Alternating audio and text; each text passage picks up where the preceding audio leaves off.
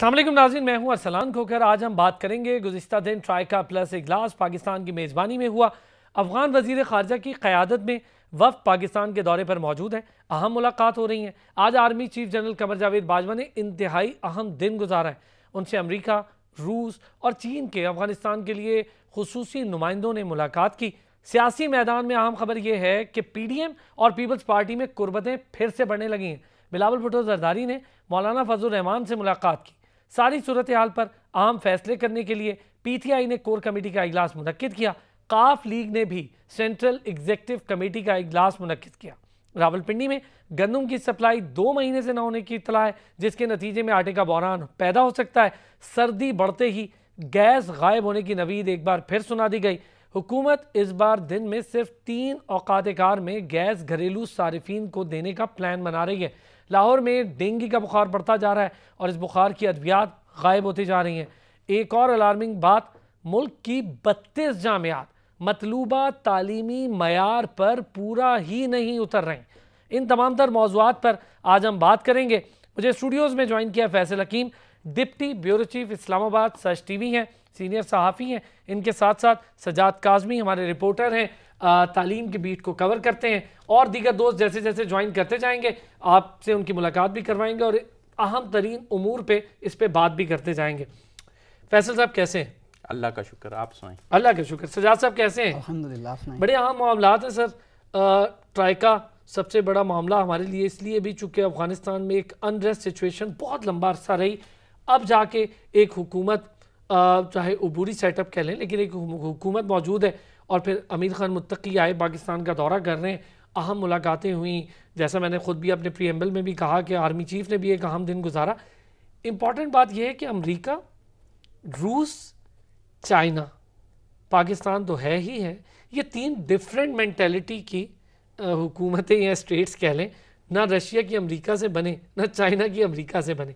बहरहाल ये सारे स्टेक होल्डर्स हैं अफगानिस्तान के हवाले से। तो फैसल भाई, किस तरह देख रहे हैं इस ट्राइका इजलास की सारी कहानी को? देखें, पाकिस्तान की आप अहमियत को देखें। सबसे पहले इस ट्राइका इजलास को समझने के लिए पाकिस्तान की अहमियत है कि गुज़िश्ता 20 से 22 साल जो गुजरे हैं वो हमने फ्रंट लाइन स्टेट गुजारे हैं दहशतगर्दी के ख़िलाफ़ जंग में। हमने पूरी दुनिया जो थी उसका दफा किया है कि ये दहशतगर्दी इस खित्ते से निकल कर कहीं पूरी दुनिया में ना फैल जाए। उसने पाकिस्तान को एक अहमियत दिलाई, स्ट्रेटिजिक अहमियत जो थी।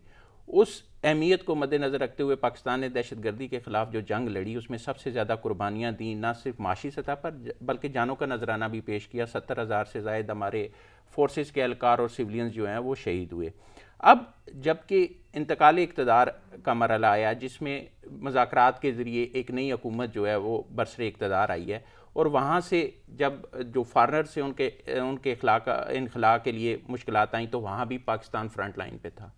पाकिस्तान की कौमी एयरलाइन ने वहाँ से हज़ारों जो गैर मुल्की थे उनको निकाला। लेकिन उसके साथ साथ जो मौजूदा सूरत हाल थी वो सूरत हाल ये थी कि जो नई हुकूमत आई उसको कोई भी कबूल करने के लिए तैयार नहीं था। अमेरिका जो 20 साल तक वहाँ ताकत के ज़ोर पर कोशिश करता रहा कि अमन कायम कर सके और बिल आखिर मुज़ाकरात के ज़रिए वो और इत्तेहादी उसके जो भी इत्तेहादी थे उन्होंने उस खित्ते को, उस मुल्क को छोड़ा। तो उसके बाद वो उस मुल्क के साथ, उस हुकूमत के साथ वो ताल्लुकात नहीं कायम करना चाह रहे थे। तो पाकिस्तान की एक नई जिम्मेदारी आ गई। पहले आप दहशतगर्दी के ख़िलाफ़ फ्रंट लाइन स्टेट थे, अब आपने उस खित्ते में जो इंसानी अलमिया जन्म ले रहा था, जो बैरूनी दुनिया ने ताल्लुकात मुनक़ता किए हुए थे, उनको बहाल करना है। उसके लिए आवाज़ बुलंद करनी है, उन इंसानों को, उन शहरियों को बचाना है जो वहाँ पर मौजूद हैं। तो पाकिस्तान का किरदार अब एक और तरीके से सामने आया। तो ये कहा जा सकता है कि पाकिस्तान ने उस वक्त दुनिया के मुफाद के लिए, दहशतगर्दी से बचाने के लिए फ्रंट लाइन स्टेट का किरदार अदा किया। आज दुनिया को ये बताने का किरदार अदा कर रहा है कि अफ़गानिस्तान के जो शहरी हैं, जो सिविलियंस हैं, जो आम लोग हैं जिन्होंने ज़िंदगी गुजारनी है, उनको मुश्किलात का सामना है। उनको जब आप कता ताल्लुक़ कर रहे हैं उनसे तो उनकी जो ज़रूरियात हैं वो मुतासर हो रही हैं। जब आप अफ़गानिस्तान के असासे जो हैं उनको मुंजमद कर रहे हैं बाहर, उनको रसाई नहीं दे रहे, तो अफ़गानिस्तान की हुकूमत को के साथ साथ अफ़गानिस्तान के जो शहरी हैं, जो आम लोग हैं, उनकी मुश्किलात में इजाफा हो रहा है। तो उसके लिए आलमी बरादरी अपना किरदार अदा करे, आलमी बरादरी उनको फ़ंड्स दे, आलमी बरादरी अफ़गान शहरियों के मेयार ज़िंदगी को बुलंद करने के लिए काम करे। पाकिस्तान ने तकरीबन 3 दहाइयों से ज़्यादा 40 लाख अफ़गान महाजरीन को बर्दाश्त किया और उनका जो है वो सारा निज़ाम चलाया। चाहे आलमी बरादरी की उसमें मदद शामिल थी या नहीं थी, पाकिस्तान ने मेहमान नवाजी ज़रूर की है। तो अब आलमी बरादरी का भी ये फ़र्ज़ बनता है कि जब एक नई हुकूमत आई है और एक अमन पैदा होने की उम्मीद सामने आ रही है, तो आलमी बरादरी भी किरदार अदा करे, कतई ताल्लुक़ करने की बजाय अपना अपना किरदार अदा करें, अपना अपना हिस्सा डालें कि अफ़गानिस्तान की जो हुकूमत है वो भी अपने इंतज़ामात जो है वो चला सके और उसके साथ साथ वहाँ के जो शहरी हैं उनकी मुश्किलात में भी कमी है। अच्छा जी, दो तीन चीज़ें हैं जिस पर मैं आज चाह रहा था कि हम सारे आज ज़रा डिस्कस कर लें, क्योंकि एक अच्छा मौका मिल गया हमें बात करने का फैसल भाई रिपोर्टर्स से। ये जो तमाम तर सूरत हाल आपने बड़ी तफसीली बयान कर दी, हर किस्म का एंगल बयान कर दिया। अब लोगों का ये जानना है कि जी रशिया का क्या स्टेक है, चाइना का वहाँ क्या स्टेक है, तो पाकिस्तान के सबसे ज़्यादा मुश्किलात पाकिस्तान ने झेली, इनका क्या स्टेक है। अमेरिका का तो डायरेक्ट था, अमेरिका वहाँ बैठा रहा, 20 साल से ज़ायद अरसा बैठा रहा। तो बताने की बात यह है कि अगर इन सब का स्टेक है तो जाहिर है वो एक ख़ास किसी बड़े मकसद के लिए, और इकॉनमी से बड़ा अब कोई दुनिया में मकसद नहीं। अच्छा, वन बेल्ट वन रोड मंसूबा रशिया के लिए बहुत अहम है, सी पैक मंसूबा हमारे और चाइना के लिए बहुत अहम है। दूसरी बात, एक लंबे अरसे के बाद इंडियन एग्जिट हुए, एक लंबे अरसे के बाद एग्जिट हुए इंडियंस वहाँ से, हमारे लिए थोड़ा सुख का सांस है, क्योंकि वहाँ से बैठ के जिस किस्म की तकरीबकारी भारतीय करते रहे, अब जो सिचुएशन है इस पर ये कितना इंपॉर्टेंट होगा कि अफगानिस्तान में अमन आए और फिर ये जो बड़े मंसूबे हैं ये आगे की तरफ बढ़े। देखिए, जो बात आप कर रहे हैं कि रशिया और चाइना भी इसी खिते के दो मुल्क हैं। रशिया बराह रास्त अफगानिस्तान के साथ और चाइना भी किसी हद तक बराह रास्त इन्वॉल्व है, सारी सिचुएशन को देख रहा है, मॉनिटर कर रहा है, और उसके मफादात भी इसी से जुड़े हैं जिससे पाकिस्तान के मफादात जुड़े हैं। पाकिस्तान का बॉर्डर बहुत लंबा जो है वो एक लंबा बॉर्डर है अफ़गानिस्तान के साथ। तो इस सूरत हाल में जब खिते में अमन नहीं होगा तो ये तीनों ममालिक जो हैं उससे मुतासर होंगे। दहशत गर्दी भी फ़रोग़ पा सकती है, एक इंसानी अलमिया भी जन्म ले सकता है, और इस सारी सूरत हाल से सिर्फ अफ़गानिस्तान मुतासर नहीं होगा, इससे जो इर्द गिर्द के ममालिक है वो सारे मुतासर होंगे। वो पाकिस्तान भी है, वो चाइना भी है, वो रशिया भी है, और एक और मुल्क ईरान भी है। अगर ये मुल्क अपना किरदार अदा करते हैं और इस सारी सूरत हाल को बेहतर बनाने में जो है वो अपना हिस्सा डालते हैं, तो बाकी की जो आलमी बरादरी है जिन्होंने 20 साल तक ताकत के ज़रिए इन सब को जो है वो दबाने की कोशिश की और कोशिश की है कि उनकी एक उजारादारी कायम हो जाए या वहाँ पे अमन कायम हो जाए, और उसमें उन्हें कामयाबी हासिल नहीं हुई, क्योंकि पाकिस्तान का तो पहले दिन से स्टांस था कि मुज़ाकरात के ज़रिए मसाइल का हल तलाश किया जाए, जिसको नहीं माना गया। और 20 साल ताकत के ज़ोर पर सारी चीज़ें हल करने के बाद, नाकामी के बाद जो है वो मुज़ाकरात का रास्ता ढूंढा गया, और उसमें भी पाकिस्तान का किरदार अहम रहा। तो जो बात है मफादात की, ये मफादात तभी पूरे होंगे जब अफ़गानिस्तान में अमन होगा। अफ़गानिस्तान में अमन होगा तो आपका वन बेल्ट वन रोड का मंसूबा भी बहुत ज़रूरी होगा। उसकी सेंट्रल एशियाई रियासतों से अफ़गानिस्तान तक, इधर से जो पाक चाइना इक़्तिसादी राहदारी है उस हवाले से भी जो है वो इम्पॉर्टेंट रोल रहेगा अफ़गानिस्तान का। इसके साथ साथ अब ईरान भी जो है वो क्योंकि चाइना के साथ शामिल हो रहा है इक़्तिसादी राहदारी में, तो उसके किरदार को भी आप नज़रअंदाज नहीं कर सकते। तो ये मफादात जो हैं, ये मफादात आपस में इन तमाम ममालिक के जुड़े हुए हैं। अमेरिका जो है वो हमसे हज़ारों मील दूर बैठा हुआ है, लेकिन वो यहाँ पे आके अपनी उजारादारी कायम करने के लिए ताकत के ज़ोर पे सारा कुछ करने के लिए कोशिश करता रहा, लेकिन उसे नाकामी देखनी पड़ी। लेकिन ये 3-4 ममालिक जो हैं, जो हमसाए हैं, ये तो बराह रास्त जो है मुतासर होते हैं किसी भी सूरत हाल से। तो ये इनकी ये कोशिश ज़रूर है कि आलमी बरादरी को इस पर जो है वो आमादा किया जाए कि अफ़गानिस्तान की सूरत हाल को बेहतर बनाने के लिए किरदार अदा करे, चाहे वो माशी सूरत हाल है, चाहे वहाँ पे जो अशिया ज़रूरत हैं, जो निज़ाम चलाने के लिए सारी इंसानी आलात जन्म ले सकता है, वो जो है वो बाहम पहुँचाई जाए, और इस हवाले से आलमी बरादरी जो है वो अपना अपना हिस्सा डाले। और इसके साथ साथ जो सफारती ताल्लुकात है, सबसे इम्पॉर्टेंट जो है, जब तक आपके सफारती ताल्लुकात नहीं होंगे तो आप अफ़गानिस्तान की जो मौजूदा हुकूमत है उसको नहीं समझ पा सकते। उस हवाले से पाकिस्तान जो है वो पुल का किरदार अदा कर रहा है। आप देखें कि अमेरिका जो है उसके बिल्कुल मुनक़ता हो गए थे ताल्लुकात। आपके ट्राइका प्लस जो है, ट्राइका प्लस में आपने अमेरिका को भी अफ़गानिस्तान के सामने बिठा दिया और अफ़गानिस्तान को भी अमेरिका के साथ बिठा दिया कि आए आप सामने बैठकर अपनी मुश्किलात और अपने मसाइल डिस्कस करें। अब वहाँ पे चाइना भी मौजूद है। चाइना और अमेरिका के ताल्लुकात, या चाइना और रशिया और अमेरिका के जो आपस में इख्तलाफात हैं, उनके बावजूद भी वो इसके लिए बैठे हुए हैं कि अफगानिस्तान के मसाइल का हल ढूंढा अच्छा जाए और इस पे पाकिस्तान का ये जो किरदार है आपने सारी डिटेल बताई ना, थोड़ी सी आगे चल के थोड़ी और भी इस पे बात करूंगा आर्मी चीफ की मुलाकातों के हवाले से भी। सजाद भी हमारे साथ हैं, हमें रियाजुल्लाह खान साहब ने भी ज्वाइन कर लिया, रीजनल चेयरमैन रावलपिंडी डिवीजन। और फ्लोर मिल्स वाला जो मामला है मैं चाह रहा था उनसे इस पे बात करूं। पहले मैं ज़रा सजाद साहब आपकी तरफ आऊँगा, फिर मैं ज़रा रियाज साहब से डिटेल इस पे बात करूँगा। सजाद, खबर आप लाए, ये इस खबर में क्या कुछ है मुझे ज़रा बताएं, कौन सा मयार है जिस पर ये 32 यूनिवर्सिटीज़ पूरा नहीं उतर रही, और फिर ये यूनिवर्सिटीज़ चल कैसे रही? आज बिल्कुल हायर एजुकेशन कमीशन की एक कमीशन है जिसका नाम क्वालिटी इन्हेंसमेंट कमीशन है, और इसकी तरफ से एक रिपोर्ट जो है वो सेनेट की कायमा कमेटी को पेश की गई है, और इसमें तहलका खेज किस्म के इंकशाफ सामने आए हैं, जिसमें अगर देखा जाए तो 91 जो है यूनिवर्सिटीज़ का डाटा जो है शेयर किया गया। 129 जो हैं यूनिवर्सिटीज़ जो कि रजिस्टर्ड हैं HEC के साथ, लेकिन उनमें से 91 जो हैं उनका डाटा शेयर किया गया। उसमें भी तकरीबन 32 ऐसी यूनिवर्सिटीज़ हैं जिनको जो उनके मिनिमम जो स्कोर है उसको भी जो है कंप्लीट नहीं कर पा रही। और मिनिमम स्कोर जो है वो जिस बुनियाद पर रखा जाता है वो है अब तक कितने प्रोग्राम कंप्लीट किए गए हैं और प्रोग्राम की क्वालिटी क्या रही, और उसके बाद वो इंटरनेशनली किस सतह तक जो है रिकॉग्नाइज हैं। तो उस हवाले से अगर देखा जाए तो ये जो रिपोर्ट मेरे पास पड़ी है जो पेश की गई है, इसके मुताबिक यूनिवर्सिटी ऑफ पेशावर सबसे कम स्कोर उसने लिए हैं और 21 उनके पॉइंट्स हैं अब तक, और सबसे कम इसी के स्कोर हैं। और इसी तरह बड़े बड़े नाम भी इसमें सामने आए हैं। कैज़म यूनिवर्सिटी के हवाले से बात की जाती है कि बहुत अच्छी यूनिवर्सिटी है, बहुत जब इस्लामाबाद में यूनिवर्सिटी जी बिल्कुल ऐसा ही है, तो उसकी भी स्कोर 26 स्कोर हैं टोटल, यानी कि बमुश्किल जो है लोएस्ट में काउंट होती है यूनिवर्सिटी। बिल्कुल ऐसा ही है, और 3 किस्म की ग्रेडिंग थी, और जिसमें से एक सेटिस्फैक्ट्री है, एक अनसेटिस्फैक्ट्री है, और एक ने रिपोर्ट ही नहीं जमा कराई, ये एक तीसरा कैटेगरी है। तो इसमें तकरीबन 18 ऐसी यूनिवर्सिटीज़ हैं जिन्होंने अभी तक रिपोर्ट सबमिट ही नहीं करवाई, और उसमें भी बड़े बड़े नाम हैं। उसमें इस्लाम इकबाल ओपन यूनिवर्सिटी का तक का नाम है, इसमें इवन रावलपिंडी मेडिकल यूनिवर्सिटी का नाम है, जो कि रिसेंटली यूनिवर्सिटी बारे में बता, बिल्कुल ऐसा ही है, रावलपिंडी मेडिकल यूनिवर्सिटी रिसेंटली वो बनी है, उससे पहले कॉलेज का उसको दर्जा हासिल था।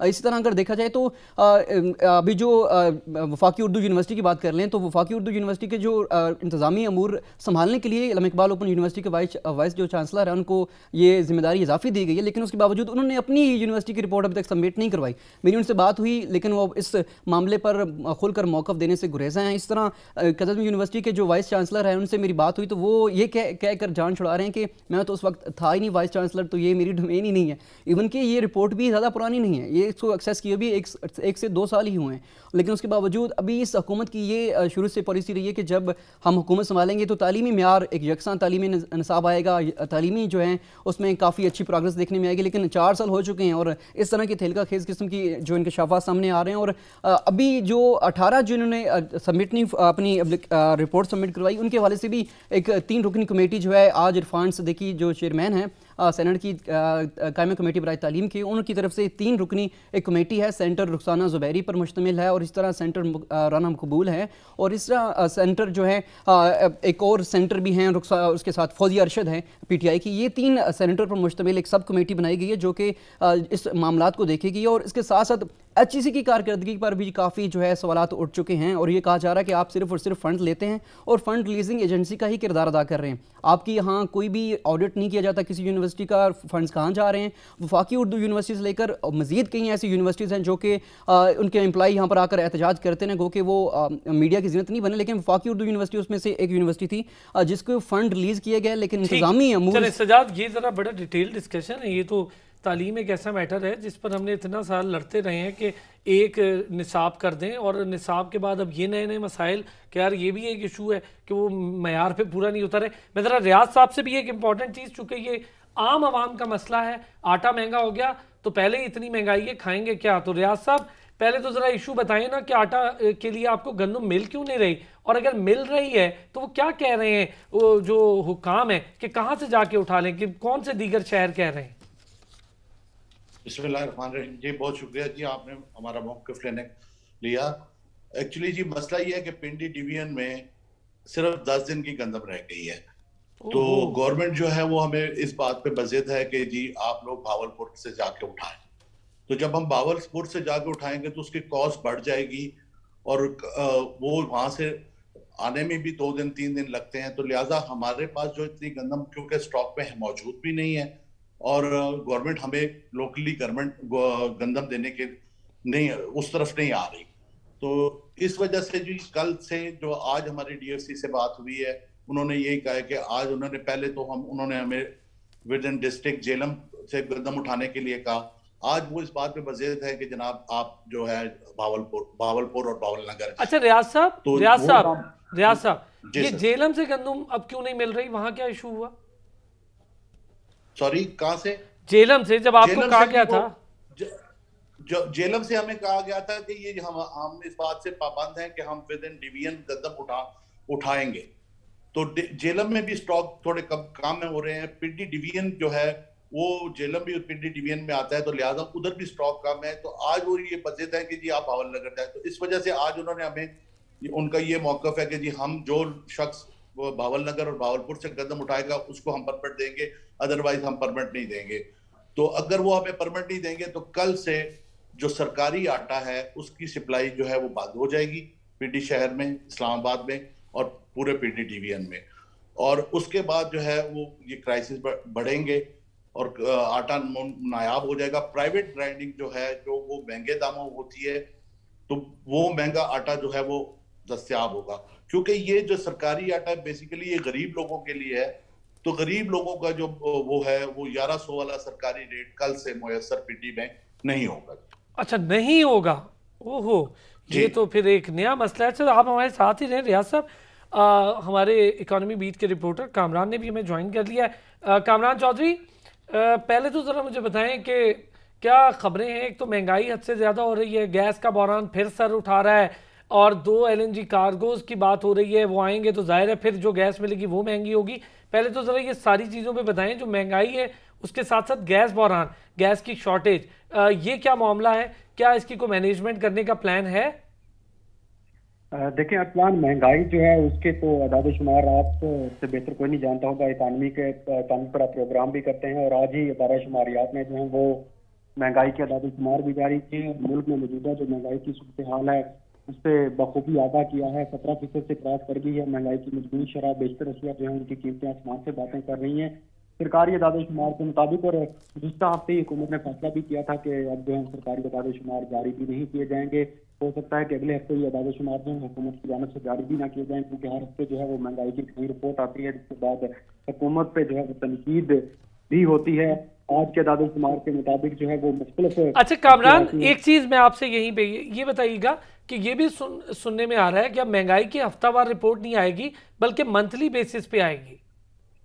जी बिल्कुल अरसलान, इसी हवाले से मैंने जो है वो इशारा भी किया था। कुछ 2 हफ्ते पहले जो इजलास हुआ है, गुज़श्ता काबीना के इजलास से कबल जो काबीना का इजलास था उसमें जो है वो अदारा शुमारियात को हदायत की गई थी, लेकिन अदारा शुमारियात की जानिब से आज भी जब ये रिपोर्ट जारी हुई है तो उसके बाद हमने जब हुकाम से पूछा तो उनका यही कहना था कि अभी तक तहरीरी तौर पर जो है वो ज़ुबानी कलामी तो वजारत खजाना की जानिब से जो है वो आला हुकाम को स्टैटिस्टिक ब्यूरो को जो है उनको बता दिया गया है कि हफ्तावार जो रिपोर्ट है वो जारी नहीं की जाएगी, लेकिन तहरीरी तौर पर आगाह नहीं किया गया, जिसकी वजह से इस हफ्ते के अदाद शुमार हमारे पास मौजूद थे जो जारी किए गए हैं। अगर वजारत खजाना या हुकूमत की जानिब से कोई भी तहरीरी चीज़ जो है वो स्टैटिस्टिक ब्यूरो को मिल जाती है तो उसके बाद ये हफ्तावार रिपोर्ट जो है ये रोक दी जाएगी और माना बुनियादी पर अदाद शुमार जो है वो जारी किए जाएंगे। हफ्तावार अदाद शुमार जो है वो सबसे ज्यादा हुकूमत के लिए शायद खतरनाक है, क्योंकि 1 से 2% की शरह के हिसाब से जो है वो महंगाई गुज़श्ता 2 माह से जो है वो बढ़ रही है। आज भी 1.8% का इजाफा हुआ है, तो हुकूमत पर जो है वो मुसलसल महंगाई के हवाले से जो है वो तनकीद भी हो रही है। दूसरी जानब गैस का बहरान जिसकी तरफ आपने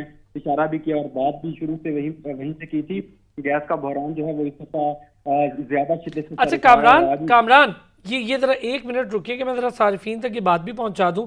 जो गैस के सारिफीन हैं वो थोड़ा तैयार हो जाएं, क्योंकि सर्दियों में दिन में सिर्फ 3 बार गैस फराहमी होगी। वजीर तवानाई हमाद अजहर ने बड़ा वाज़ेह और साफ साफ कह दिया, नाश्ता करें, दोपहर का खाना खाएं, रात का खाना खाएं, बस यही गैस आपको मिलेगी। कामरान, ये जो 3 टाइम गैस मिलेगी हमें वो दवाई की गोली की तरह, तो ज़रा इसके बारे में भी बताइएगा।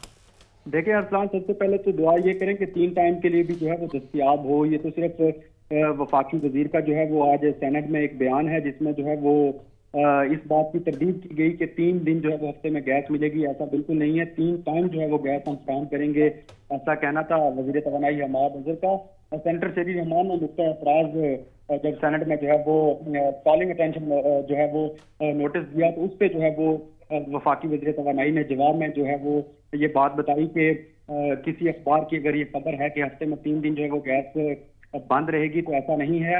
अलबत्ता सारिफिन के लिए ये फैसला किया गया है और ये हम पहले रिपोर्ट भी कर चुके हुए हैं कि दिसंबर और जनवरी में जो है वो 3 टाइम के लिए जो है वो स्केड्यूल बनाया जा रहा है। वजारत तवानाई की जानिब से सुई गैस कंपनियां हैं उनके साथ मिलकर कि सुबह नाश्ते में, दोपहर के खाने में और शाम के खाने के लिए जो है वो किचन का चूल्हा चल सकेगा। और आज इस बात की तस्दीक उन्होंने खुद भी जब सेनेट में जो है वो इज़हार ख्याल कर रहे थे तो उन्होंने की और उनमें वाज़ेह अल्फाज में कहा कि हमारे पास जो है वो गैस। ठीक है कामरान, हमारे सारे दोस्त हमारे साथ मौजूद हैं, फैसल साहब भी हैं, सजाद काज़मी भी हैं, कामरान भी हैं, रियाज साहब भी हमारे साथ हैं। एक छोटा सा ब्रेक लेता हूँ, ब्रेक से वापस आता हूँ। ये जो अहम मसाइल हैं आज के, इन पर बात करते हैं।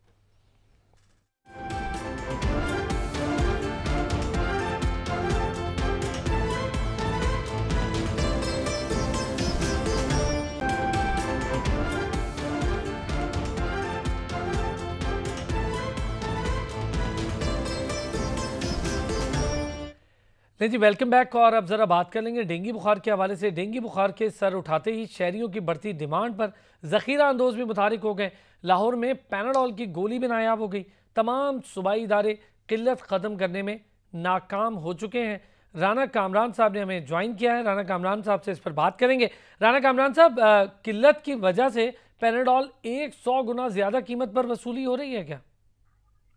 जी बिल्कुल। इस वक्त मैं आपको बताऊं कि जो डेंगू है, डेंगू का ट्रीटमेंट ही पैनाडोल है और जो मरीज हैं इस वक्त वो उनको मैनेज करना मुश्किल हो रहा है। और इसमें मैं आपको बताऊं कि तकरीबन 100 से ज्यादा कंपनियों को हुकूमत पंजाब ने नोटिस भी जारी किए हैं कि वो जो कंपनियां पैनाडोल तैयार करती हैं कि वो पैनाडोल खाएं। लेकिन यहाँ पे थोड़ी सी जो मिसमैनेजमेंट हो रही है गवर्नमेंट की तरफ से वो ये है कि इसमें तो कोई शक नहीं है कि मार्केट में इसकी डिमांड बढ़ी है, लेकिन इतनी डिमांड इसकी नहीं बढ़ी। ऑलमोस्ट इस वक्त जो रजिस्टर्ड पेशेंट है डेंगू के वो ऑलमोस्ट तकरीबन पंजाब में कोई 23,000 के जो अराउंड अबाउट सवर किए जा रहे हैं। और 23,000 जो पैनाडोल है ये सबसे एक सस्ती गोली है।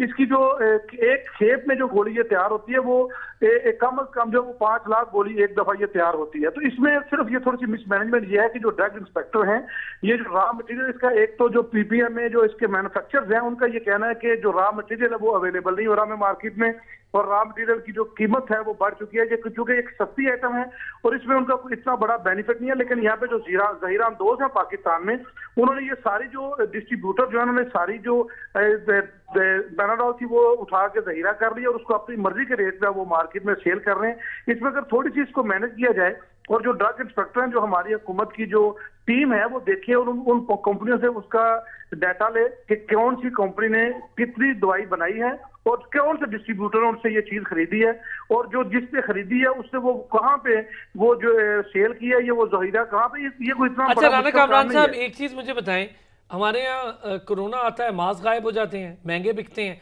हमारे यहाँ कोई ना कोई मसला हो तो वो चीज़ की ज़ख़ीरा अंदोज़ी हो जाती है। ज़रा पंजाब गवर्नमेंट का स्टांस भी इस पर बताइएगा और थोड़ा सा मुझे बताएं इसके अलावा कौन सी अद्वियात हैं जो नायाब हुई हैं।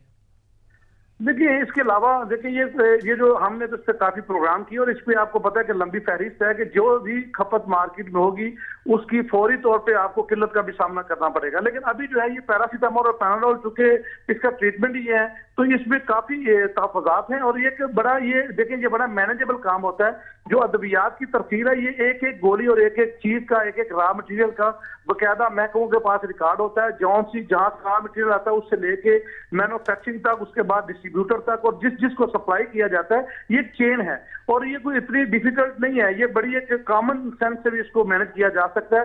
सिर्फ ये है कि हमारा जो हमारे फील्ड वर्कर्स हैं, जो हमारे ड्रग इंस्पेक्टर्स हैं और जो फील्ड में काम करते हैं इसको थोड़ा सा मैनेज कर लें तो मेरा ये 2, 3, 4 घंटे में इसको पॉइंट आउट किया जा सकता है। लेकिन जो मैन्युफैक्चरर उनका ये कहना है कि चूंकि डॉलर की कीमत भी एक तरफ बढ़ी है, डॉलर की कीमत बढ़ने से उनको रॉ मटेरियल चूंकि ये इंडिया और चाइना से इंपोर्ट होता है टोटल पैनाडोल का रॉ मटेरियल, तो जो डॉलर की कीमत बढ़ने से उनको उसमें भी थोड़े से तहफ़्फ़ुज़ात हैं। उन्होंने गवर्नमेंट से भी ये रिक्वेस्ट किया है कि हमें इसमें फैसिलिटेट किया जाए और मैनेज कर रहे हैं। लेकिन मेरा ये 8 से 10 दिन में ये जो किल्लत है इसको मैनेज हो जाएगी क्योंकि ये ओटीसी आइटम है। जो पैनाडोल है ये ओटीसी आइटम है। ओटीसी होता है कि ओवर दी काउंटर जो आइटम है ये ओवर दी काउंटर आइटम ये अनलिमिटेड बनती है ऑलमोस्ट। बिल्कुल ठीक बात है कि आम दस्तियाब होती है, अनलिमिटेड बनती है। अगर यही चीज़ नायाब होना शुरू हो जाए तो फिर तो हो गया आवाम का काम जो होना था। रियाज साहब एक छोटी सी चीज़ और आपसे जाननी है, मुझे ये बताएं सर, आपने ये खबर तो हमें दे दी और डरा भी दिया कि जो सरकारी रेट्स पर आटा है वो नहीं मिलेगा। ये बताएं सर, कितनी यौमिया खपत है आटे की, कितना इस वक्त स्टॉक में मौजूद है? 10 दिन आपने हमें कहा, तो ये बताएं अगर 10 दिन तक नहीं उठाया जाता आटा बहावल नगर से या किसी करीब की जगह से जहां से आप कह रहे हैं, नहीं उठाया जाता और फिर अगर उठा लिया जाता है तो कितना ड्रास्टिक चेंज आएगा कीमतों में? जी, बात कुछ इस तरह के हमारा 2700 टन पर डे इशू है, जो हमारी तमाम फ्लोर मिलों को 2700 टन यानी कि 27,000 बोरी हमें मिलती है। तो वो क्योंकि हमारे पास पहुंच नहीं रहा, तो हमारे पास इस टाइम मेरा ख्याल है कुछ 8-10 दिन का स्टॉक रह गया। तकरीबन आप ये समझें कि 2,70,000 बोरी हमारे गोदामों में रह गया, जो हमारी फूड सिक्योरिटी भी उसमें शामिल होती है, जो हमें रखना पड़ता है। तो उसके अलावा हमारे पास गंदम कोई भी नहीं है, क्योंकि अब हम ये ट्रांसपोर्ट नहीं हो सकी। टेंडर हुए थे हमारे, वो हम लोगों ने, हमारे डिपार्टमेंट पिंडी डिवीजन ने 1,75,000 की डिमांड की थी। टेंडर 1,32,000 के हुए थे और 1,32,000 के हुए थे और तकरीबन 80,000 टन जो है वो हमारे पास इस टाइम अवेलेबल है। सॉरी कह रहा हूँ, हमारा आ चुकी है और वो यूज भी हो चुकी है। और 55,000 यानी कि 55,000 जो है वो हमारी अभी तक बकाया जो लाइन में है, अभी तक उसकी ओके, तो वो अभी पेंडिंग है। अच्छा रियाज साहब, मैं जरा जल्दी से आपसे एक चीज और, मुझे ये बताएं कि किस कीमत पर गंदम आपको फराहम की जा रही है गवर्नमेंट की जानिब से? ये जी 1950 रुपए हमें बन के हिसाब से जो है वो इधर पिंडी में सप्लाई की जाती है।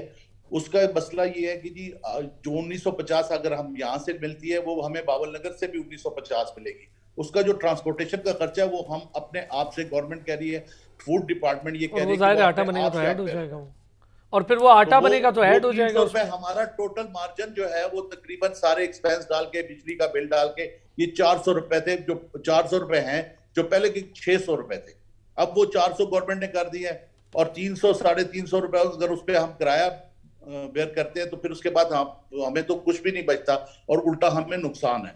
तो इस वजह से हमारी ये सारी प्रॉब्लम आ रही है।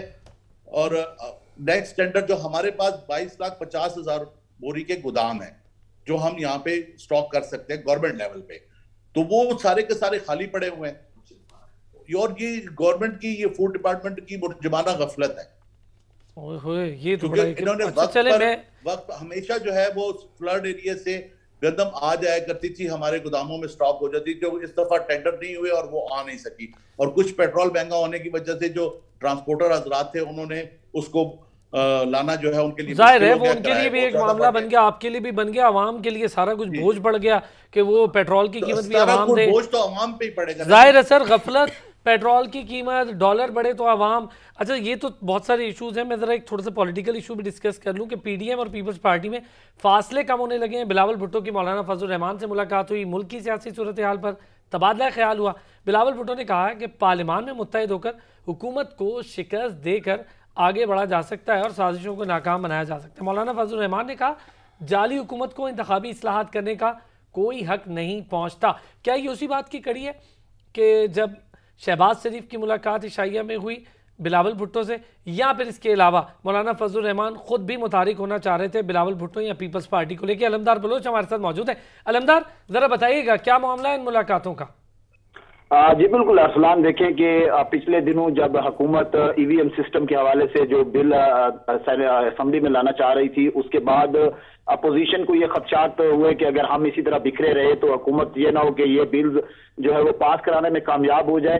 तो इस हवाले से अपोजिशन के जितने सीनियर रहनुमा थे वो मुतारिक हुए और आपस में जो है वो राब्ते हुए, जिसके बाद क्योंकि इन्हीं दिनों में खुर्शीद शाह जो कि एक अहम शख्सियत है सियासी हवाले से और उनका एक बड़ा किरदार है अपोजिशन में, तो वो भी इन दिनों में ही बाहर आए जेल से, तो उन्होंने भी फिर आते ही वो मुतारिक हुए। उन्होंने शहबाज शरीफ से भी मुलाकात की, उन्होंने मौलाना फजल रहमान से भी मुलाकात की और फिर इसी तरह दीगर जो नून लीग के रहनुमा थे उनकी कुछ मुलाकातें हुई। उसके बाद एक डेवलपमेंट जो आज सामने आई कि बिलावल भुट्टो जरदारी, क्योंकि पीपल्स पार्टी जब पीडीएम से अलहदा हुई थी उसके बाद ये बिलावल भुट्टो जरदारी की जो है वो अहम मुलाकात हुई है मौलाना फजल रहमान से।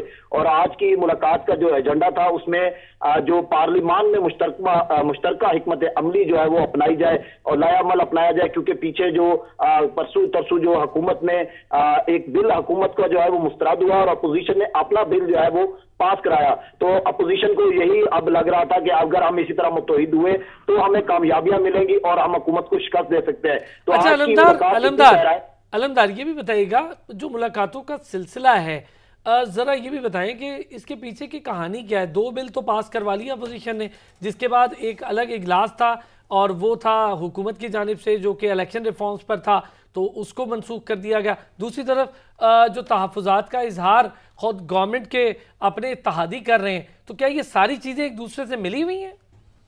जी बिल्कुल असरान, इस वक्त इस्लामाबाद में जो सियासी माहौल है वो काफी हमें गर्म नजर आ रहा है और बिलखसूस हुकूमत की निस्बत अपोजिशन हमें मुतहरिक नजर आ रही है। अपोजिशन के राब्ते भी हो रहे हैं और फिर हुकूमत के लिए ये भी एक बड़ा अलमिया हुआ कि उसके अपने इत्तेहादी काफ लीग और JDI ने भी जो ये बिल्स थे जो वो लाना चाह रहे थे उस पर उनके भी तहफ़्फ़ुज़ात सामने आ गए और बीच जो सेशन होना था जॉइंट सेशन, उसको भी हुकूमत को जो है वो मौखर करना पड़ा।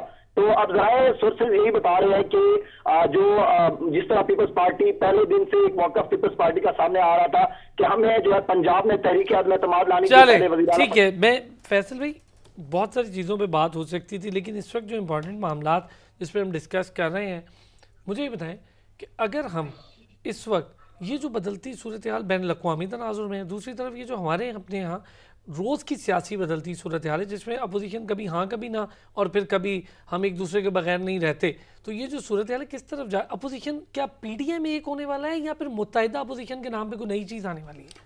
देखें, जो अब तक की सियासी सूरत हाल है, अगर उसका जायज़ा लें आप पिछले कुछ दिनों के दौरान जो डेवलपमेंट्स हुई हैं, तो लगता यही है कि जिस तरह हुकूमत के अंदर इख्तलाफात हैं और माजी में अपोजिशन के अंदर इख्तलाफात थे, अपोजिशन इकट्ठी होने जा रही है, लेकिन हुकूमत को आपस में जो इत्तेहादी हैं उसके चैलेंजेस का सामना है हुक्मरान जमात को। बिलखसूस EVM के हवाले से काफ लीग ने बड़ा वाज़े तौर पे स्टांस लिया, उसके साथ साथ MQM का स्टांस आपके सामने है, उनके भी तहफ़्फ़ुज़ात हैं, तो उनका भी ये कहना है कि उन्हें एतमाद में नहीं लिया गया और सारी जो सूरत हाल सामने आ रही है, तो हुकूमत उसी वजह से जो है वो इस वक्त डिफेंडिंग पोजीशन में गई है। जब हुकूमत डिफेंडिंग पोजीशन में गई है तो अपोजिशन को एक मौका मिला है कि वो जाराना फ्रंट पे खेले, जाराना इनिंग्स खेले, तो अपोजिशन जो है वो मुसलसल इस कोशिश में है। और इस हवाले से अगर आप देखें तो मौलाना फजल रहमान जो है वो काफ़ी ज़ीरक सियासतदान है, उन्होंने इस मौके से फ़ायदा उठाया और खुर्शीद शाह जो आप गुज़िश्ता जो धरना था माजी में उसमें भी काफ़ी एक्टिव नज़र आए, उस वक्त वो अपोजिशन लीडर थे, और अभी जब वो ज़मानत पर रिहा होकर आए हैं बाय, तो उन्होंने आते साथ ही जिस तरह के जो वो तेज़ी से राब्ते किए हैं उसने सूरत हाल को यकसर तब्दील कर दिया और अपोजिशन को नुमायाँ कर दिया और नज़र आता है कि अपोजिशन जो है वो मुतहर्रिक है। फैसल साहब, क्या शहबाज शरीफ और सैयद खुर्शीद शाह बहुत इंपॉर्टेंट रोल है दोनों का? डेफिनेटली दोनों पुराने सियासतदान हैं, इस्टेब्लिशमेंट हो या दीगर जो सियासी जमातें हैं उनमें कदर की नज़र से देखे जाते हैं। उसके बाद इनकी जो सियासी वाबस्तगी हैं वो ज़्यादा चेंजेस नहीं हैं, वो जहाँ पे थे उसी पे हैं, तो ये काफ़ी चीज़ें काउंट करती हैं। उसके बाद काफ़ी जो आपके पोर्टफोलियोज़ हैं वो काउंट करते हैं कि आप क्या क्या रह चुके हैं और क्या क्या कर चुके हैं। तो इस हवाले से देखा जाए दोनों सीनियर सियासतदान हैं और काफ़ी सूझबूझ वाले सियासतदान समझे जाते हैं, तो इनका जो रोल है वो मुस्तकबिल करीब में काफ़ी अहम हो सकता है कि ये दोनों जो है वो अपोजिशन को भी इकट्ठा करने में अहम रहे हैं और अपोजिशन को इकट्ठा करने के बाद जो सियासत में हाल चल है उसके पीछे भी ये दो। अच्छा, मैं एक चीज़ आपसे चले मैं ज़रा पहले सजाद का इनपुट ले लूँ, कुछ कहना चाह रहे थे सजाद आप? मेरे ख्याल अद्वियात ना पैद हुई, डेंगू वाला मामला आप कवर करते हैं, हेल्थ और एजुकेशन बीट को, तो क्या सूरत हाल हमारे यहाँ क्या है रावलपिंडी इस्लामाबाद? डेंगू के हवाले से तो अदादोशुमार जो कि रजिस्टर्ड सामने आ रहे हैं वो 4315 के नज़दीक हैं, लेकिन वो अदादोशुमार जो कि प्राइवेट लैब्स टेस्ट कर रही हैं उनके हवाले से अब तक कोई भी जो रजिस्टर्ड नहीं किए जा रहे, कोई भी अदादोशुमार सामने आ ही नहीं रहे। और ये भी जो अदादोशुमार हैं ये भी शहरी सतह पर ही, शहरी जो इलाके हैं वहीं तक महदूद हैं, क्योंकि DHO की जो टीम है वही इसको कंपाइल करती है और वही इसको जारी कर रही है। लेकिन अगर इन्हीं फैक्ट को देखा जाए तो इनके मुताबिक ही 19 अमवात अब तक हो चुकी हैं, जबकि 13 हम बात सिर्फ दही इलाकों से सामने आई और वहाँ पर दही इलाकों के लिए जो है एक SN1 एक डिवाइस है जो कि टेस्ट करती है डेंगू के हवाले से, वो ही अभी तक नहीं दी गई। और वजारत सेहत की तरफ से वजारत सेहत को पता भी था, लेकिन वो शायद समझ रहे थे कि पिछले साल भी चूँकि कोरोना हाईलाइट था तो ये भी दब गया था, इस मरतबा भी यही होगा। लेकिन इस मरतबा अल्लाह का शुक्र है कोरोना के थोड़े केसेस कम हुए हैं, लेकिन डेंगू के केसेस में बहुत ज़्यादा इजाफा हो रहा है। दो किस्म के इसमें मरीज़ होते हैं, एक अंडर ऑब्जर्वेशन आते हैं जो 8 घंटे तक के लिए होते हैं, जो दूसरे स्वेयर किस्म के जिनके प्लेटलेट्स कम हो जाते हैं उनको एडमिट किया जाता है। तो अगर देखा जाए अंडर ऑब्जर्वेशन आने वालों के लिए कोई इंतजाम ही नहीं है। पेम्स को देख लिया जाए, पॉली क्लिनिक को देख लें, अगर आप फेडरल जनरल हॉस्पिटल है वहाँ पर कुछ किसी हद तक देखने में आ रहे हैं, लेकिन वो भी 3 से 4 बेड ही हैं, वहाँ पर भी एक एक बेड पर 2-2 3-3 पेशेंट वहाँ पर होते हैं। तो अगर इस तरह जो अगर हुकूमत इसमें अगर संजीदगी का मुजाहरा करती तो वक्त पर इसको दे दिया जाता है। SN1 मैं ज़रा इस पे अच्छा चले, मुझे करनी तो थी इस पे बात, लेकिन चूंकि वक्त की कमी थी। रियाजुल्लाह खान साहब आपका बहुत बहुत शुक्रिया, आपने भी वक्त निकाला और बड़े इंपॉर्टेंट इश्यूज़ पे बात हुई। फैसल हकीम साहब का बहुत शुक्रिया, सजाद काज़मी साहब का शुक्रिया, राना कामरान साहब हमारे साथ रहे, हमारे रिपोर्टर कामरान चौधरी रहे, अलमदार बलोच रहे, तमाम हज़रात का बहुत शुक्रिया। अपना ख्याल रखिएगा।